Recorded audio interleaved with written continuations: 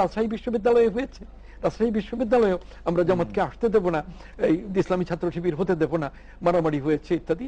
এবং মারামারিতে তো সবসময় জামাতের বিরুদ্ধেই পত্রপত্রিকা লিখছে, কিন্তু তারপরেও একটু একটু করে ইসলামী ছাত্র শিবির গ্রো করেছে এবং রাজশাহী বিশ্ববিদ্যালয়েও ইসলামী ছাত্র শিবিরের দখলে চলে গেছিল।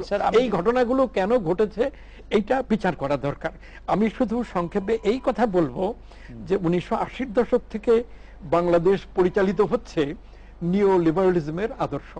মার্গারেট থ্যাচার ব্রিটেনের প্রাইম মিনিস্টার, রেগান ইউএস এর রাষ্ট্রপতি, ওই সময়ে নিও লিবারালিজমকে তারা আনুষ্ঠানিকভাবে ওয়ার্ল্ড ব্যাংক এবং আইএমএফ এর মাধ্যমে গরিব দেশগুলোতে বাস্তবায়নের পরিকল্পনা নেয় এবং বাংলাদেশ সেই নিও লিবারালিজমের প্রক্রিয়ার মধ্যে চলছে। নিও লিবারালিজমের গণতন্ত্র কোনো গণতন্ত্রই না, আমি বলবো যে এটা মানবতা বিরোধী গণতন্ত্র। নিও লিবারালিজমের অর্থনীতি, আমি বলবো যে এটা মানবতা বিরোধী অর্থনীতি।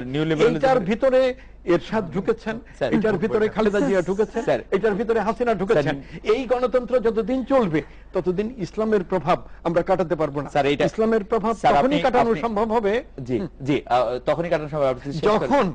যখন ধর্মীয় দলগুলোর চাইতে গণতান্ত্রিক দল অথবা যে আদর্শই আমরা বলি এগুলো উন্নত রাজনৈতিক চরিত্র অর্জন করবে।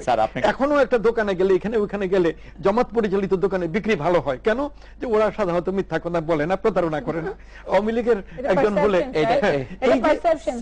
এটা পারসেপশন না, এটা প্রচারের মধ্যে আছে। এটা প্রচারের মধ্যে আছে। ইসলামী ব্যাংকের বিরুদ্ধে যেটা নিউ লিবারালিজম বলছিলেন স্যার, আমি আপনাকে